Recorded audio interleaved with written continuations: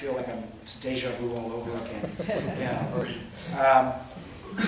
Back in 2003, 2004, when Virginia was in a similar hole, not nearly as deep, and we got put on credit watch, and by the way, I forgot one of my little great lines, I'm sure you all read last week, where America got put on credit watch by Standard & Poor's.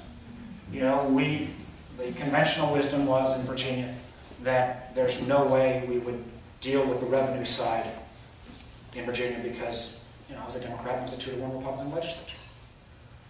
You know, a funny thing happened. It took us a while.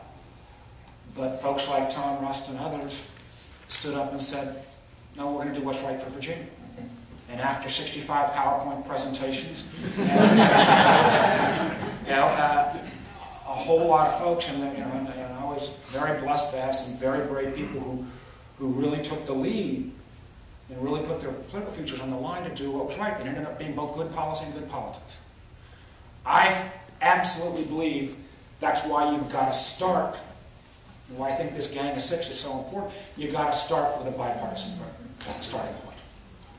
Doesn't mean that bipartisan is intellectually better, but I think for most people who hire us, they hire us to do a job, and if they don't trust either political party enough to give them the blank check, and if it's bipartisan, it kind of turns into code that maybe it's in the country's interest, number one. Number two, you know, we're going to get creamed a lot by this simple answer. But the facts here are so overwhelming. And the idea that, you know, we can get rid of this if we just get rid of foreign aid and get rid of a few earmarks and do a little nip and tuck here, it ain't going to work. And what I hope, you know, what I hope and pray we can do is, you know, this is not about blaming somebody. If we can get away from saying, oh, this is all Obama's fault, or this is all Bush's fault, or this is Republican.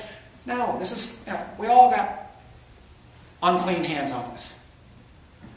And I think the American people, in their gut, know we got a big problem. And if we tell the truth, and there's a sense of, you know, a little bit of everybody got some skin in the game.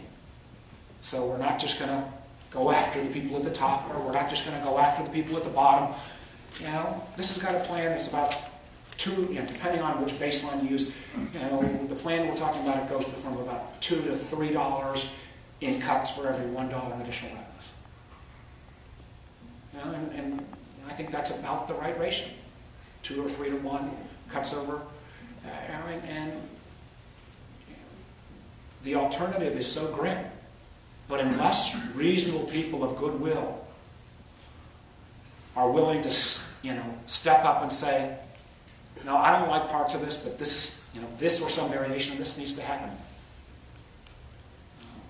I'll give up my job to try to fight like hell to do this. I can't think of anything more important. Because any of the other issues we care about, all the other things that we want to do, you know, once you've maxed out your credit card, if the creditworthiness of the United States is questioned, then everything else kind of becomes moot.